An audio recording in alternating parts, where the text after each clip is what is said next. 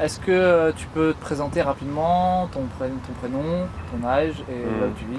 Alors j'ai 47 ans, mon nom c'est Zachary Sébastien et je suis professeur d'arts martiaux chinois, tai chi, kung fu, plutôt spécialiste de Kyushu. J'ai fait un peu de Sanda, Sanchu, mais je ne suis pas vraiment spécialiste de Sanda, mais bon, ça m'intéresse. Et j'ai un club à Houille, tout public, des enfants jusqu'aux personnes âgées qui font plutôt du tai chi ou du qigong. Ok, voilà. Ça fait combien de temps que tu as ton club à Houille? Ça fait 16 ans. 16 ans? 16 ans. Ouais, ça commence à être une bonne période là. On s'est connus quelques années aussi. Ouais, c'était. Du coup, on se connaît un peu plus longtemps, depuis un peu plus que 16 ans. Parce qu'on s'est connus depuis plus de 16 ans. Ouais, c'est fou quand même, déjà. Ouais, c'était. Ça fait déjà. Parce que quand on s'est connus, t'enseignais pas encore. Non, j'enseignais pas. On avait le même professeur, Maître Guji. Moi que j'ai connu durant 20 ans, donc j'ai suivi l'enseignement, j'ai commencé en 99 avec lui. Parce que j'avais une maladie, moi je venais du karaté, j'ai une maladie génétique, donc je n'ai pas pu marcher durant un an. Et je suis revenu par les méthodes énergétiques chinoises comme le Qigong Tai Chi pour me redonner de la santé un peu. Et ça a marché au fur et à mesure, et je me suis bien entendu avec Maître Ji, et puis au fur et à mesure c'est devenu un ami, et puis voilà, c'est pour ça qu'après je suis devenu son disciple, et après j'ai donné des cours à part là, dans d'autres villes. Parallèlement à ça, j'ai eu le projet de livre que j'ai commencé il y a un an d'entretien avec les experts et les maîtres de Kung Fu Wushu en France. Tu peux montrer ton livre? Voilà, ça c'est le premier tome, donc on peut trouver sur Amazon, 15 €, donc j'ai baissé le prix au maximum pour que plein de monde puisse l'acheter. Parce que c'est un peu toute l'histoire, enfin une partie de l'histoire, parce qu'il y a tellement de maîtres d'experts, mais je me suis baladé un peu parmi toutes les connaissances et j'ai rouvert des portes vers d'autres connaissances. J'ai trouvé plein d'experts passionnés qui ont accepté de participer à ce projet. Et même moi, personnellement, j'ai appris plein de choses. J'ai redécouvert les arts martiaux en France, les arts martiaux chinois. J'ai commencé par les personnes que je connaissais, puis au fur et à mesure, j'ai rebondi vers d'autres personnes. Là, avec les connexions, etc. Ouais, des personnes qui m'ont présenté à d'autres maîtres. Et puis moi, j'ai appris plein de choses. Je ne pensais pas apprendre tellement de choses. Et plus on apprend, plus on en apprend d'autres. Mais quand même, on a eu la chance d'avoir un super maître Ji, je le classe en France, c'était un maître chinois, a été très discret, donc pas beaucoup de monde le connaissait, mais il y en avait plusieurs. Avant, il y a eu les maîtres vietnamiens aussi, des fois qui étaient très bons aussi, et des fois ils ne voulaient pas forcément se faire connaître. Mais voilà, c'est-à-dire ils n'enseignaient pas forcément à beaucoup de personnes, mais ils ont appris en Chine d'une manière très dure, donc ils avaient un très haut niveau. Et on a eu la chance, moi j'ai eu la chance après de le rencontrer et de bénéficier de cet apprentissage. Parce qu'ils étaient en lien avec des grands maîtres en Chine et donc leur niveau à 6 heures d'entraînement par jour ça crée quand même un certain niveau. Donc, ça te permet de travailler sur des choses un peu plus profondes que juste 1 ou 2 heures par semaine. Ouais. Et du coup, avec ce livre, ton objectif c'était quoi? Parce que là, tu as interviewé différents maîtres, différents pratiquants, c'est ça? Et ton premier objectif avec ce livre, c'est quoi? Premier objectif, c'est vraiment comme une passion. J'ai voulu essayer de voir, parce que moi, c'est un sujet qui m'intéresse, donc j'ai voulu apprendre plein de choses. Ouais. Je me suis dit, tiens, je vais les interviewer, je vais voir ce qu'ils vont dire, ce qu'ils vont m'apprendre, comment ils ont appris. Parce que comment tu apprends quand tu es dans le 13e, avec des maîtres chinois dans la tradition chinoise, ou comment tu apprends quand tu es ailleurs, dans des styles plus modernes. Ouais, je voulais découvrir tout ça et puis créer des ponts entre les styles modernes, traditionnels, combat, énergétique. Parce que paradoxalement, j'étais un peu dans les fédérations, ils m'ont un peu embauché pour le tai chi, mais je me suis aperçu que c'était très cloisonné. Voilà. Bon, après, là, je me suis très bien entendu avec une fédération, la FWDA. Et voilà. Maintenant, ce projet de livre est interfédération. Il y en a qui sont même hors fédération, il y en a qui sont à la FMC, il y en a qui sont à la FFK. Moi, c'est vraiment pour qu'on essaye de se mettre en commun parce que, paradoxalement, il y avait un truc, je voulais montrer qu'il y a des experts en France qui ne sont pas connus. Et je ne comprenais pas pourquoi on ne mettait pas l'objectif dessus. Pourquoi on ne met pas la... Voilà. Parce qu'eux, ils peuvent faire venir des jeunes et ils ont une super énergie. Normalement, on les interviewe, voilà, ça peut créer quelque chose. Donc je voulais aller les voir et puis qu'ils me parlent et qu'ils me donnent envie, qui me donne cette énergie aussi, qu'on puisse transmettre et qu'on puisse collaborer ensemble, simplement, même juste échanger, c'est important. Parce qu'il y a une période, où chacun était un peu cloisonné, où on développait son style, et puis son style c'était mieux que l'autre, comme à l'époque du karaté, c'est mieux que le kung-fu, c'est mieux que la boxe, c'est mieux que le judo. Bon, tout ça avec Internet, ça a un peu explosé.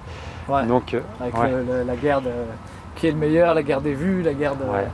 Je pense qu'Internet, même le MMA quand même, a montré, bon, t'es fort, viens, on va voir.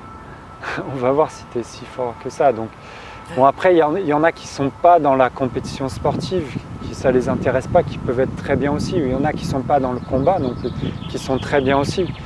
Mais il faut clarifier sa façon d'expliquer les choses.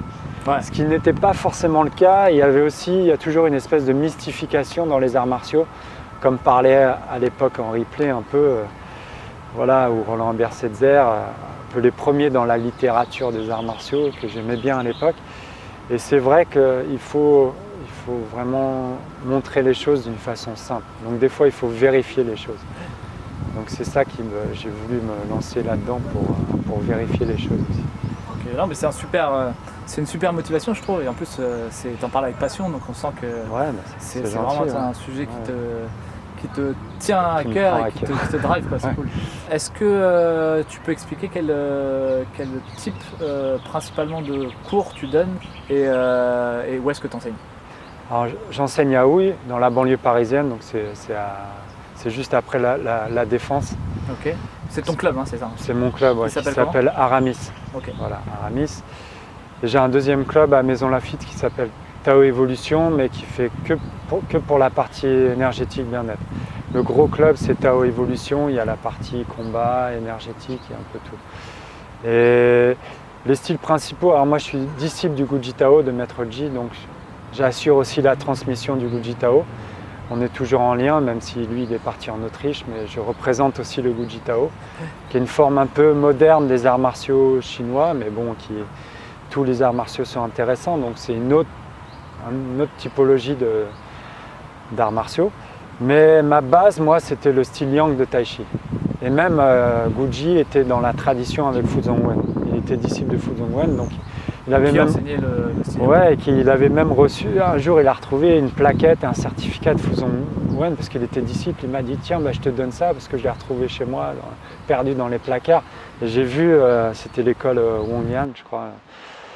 Et en fait, ce qu'il lui disait quand il est parti en France, tu me représenteras l'école Yang en France. Okay. Mais comme dit, il avait plusieurs styles. Bon, il avait ça et d'autres, parce qu'il y en a d'autres qui lui ont donné d'autres. Donc lui, il enseignait plusieurs choses. Mais moi, je me suis plutôt spécialisé dans le style Yang pour la partie bien-être, donc le Taolu, mais aussi la partie Qigong du style Yang et la partie combat du style Yang. Okay. Donc même le Kyushu, mais on faisait les projections, ou les China, on les faisait ensemble. Et aussi la partie même Sanchu, combat, on met les gants, puis on s'entraîne selon nos capacités. Mais moi, j'ai toujours voulu incorporer les arts martiaux selon nos... Comme moi, après, j'allais un peu mieux, j'ai refait un peu de combat, bon, pas à haut niveau, même si le Kyushu, j'ai eu quelques résultats sportifs, mais ça m'a toujours plu. Moi, c'est à l'origine de ma passion des arts martiaux, c'est le combat et la méditation. Donc, je ne voulais pas perdre ce chemin de vue. Ok. Et du coup, donc avec toi, dans ton club, on peut apprendre le style Yang, le Guji Tao et d'autres disciplines aussi? Le style Chen, mais bon, je suis moins expert, mais quand même j'enseigne le style Chen. Et de ces styles-là, après j'ai un cours martial, donc on fait que le Kyushu. Donc pareil, soit pas fixe, soit libre, donc avec les projections, un peu comme le Sujiao. Soit le combat, pareil, ça dépend le niveau. Des fois c'est en loisir, mais des fois il y en a quelques-uns, il y en a même qu'on fait Il y en a qui sont arrivés 3e en Sanda, mettons, ou même 1er en Sanchu, ça m'est arrivé quelques années. C'est des exceptions, mais ça arrive au club que du coup il y en a un ou deux qui viennent et qui se perfectionnent. C'est des bons résultats. Ouais, moi j'aime toujours ça un peu, même si je ne peux plus m'entraîner trop avec eux, mais je peux leur apporter de la technique puis des fois on peut les mettre, comme je suis en relation avec d'autres clubs, des fois on peut faire du sparring avec d'autres clubs. le bouquin m'a mis en relation avec plein qui sont même devenus amis. Donc des fois on est en collaboration, des fois on veut développer tel style, tiens, on va chez... Voilà. Je ne veux pas commencer à donner un nom parce que sinon après, il y a beaucoup de noms. La liste va être longue aussi. Ouais, mais je pense qu'on a tous cette même passion. Donc, et puis la passion aussi de la transmission. Ouais, la transmission. Mais je pense que maintenant, notre génération, il faut, si on veut participer un peu dans ce monde qui est très très dur, il faut peut-être qu'on s'assemble pour montrer qu'au niveau éducatif, le kung-fu il est très intéressant, ou même le tai chi pour les enfants. Pour moi, c'est comme le judo à l'époque du karaté, sauf qu'il a en plus la partie énergétique. Et il y a en plus les percussions, il n'y a pas que les projections, donc c'est très large les arts martiaux chinois. Donc le kung-fu, c'est pas que Bruce Lee dans les années 70, il faut qu'on montre d'autres personnages qui ont la même... C'est beaucoup plus large, il y a beaucoup plus de choses. Moi j'adore Bruce Lee, mais il faut passer maintenant à l'an 2020, on n'est plus dans les années 60-70, il faut vraiment passer une ou deux vitesses. Alors moi, c'est la première introduction. C'est pour ça que je trouve ça génial ce que tu fais, parce que c'est même un complément à mon livre et ça pourra toucher encore d'autres publics, mais il faut absolument qu'on arrive à montrer que le kung-fu est moderne. Ouais. Et il peut toucher des jeunes, il peut toucher tous les types de publics. Et ça, il faut arriver à le faire. Mais il faut être plusieurs, parce que tout seul, on n'y arrive pas. Ouais, c'est pour ça que c'est toi un petit peu qui a commencé à mettre cette énergie en action avec l'initiative d'Autrelibre, donc c'est plutôt cool. Il y en a d'autres aussi. Ok, écoute, super, merci beaucoup pour ton temps, tes explications, et on fera, comme on avait dit, sûrement un épisode 2 et même d'autres, et sûrement d'autres initiatives à faire au niveau du partage et de tout ce qu'on a vu, tout ce qu'on a, l'expérience et tout ce qu'on a raconté et expliqué. On continuera. Merci Seb. Ciao. Merci.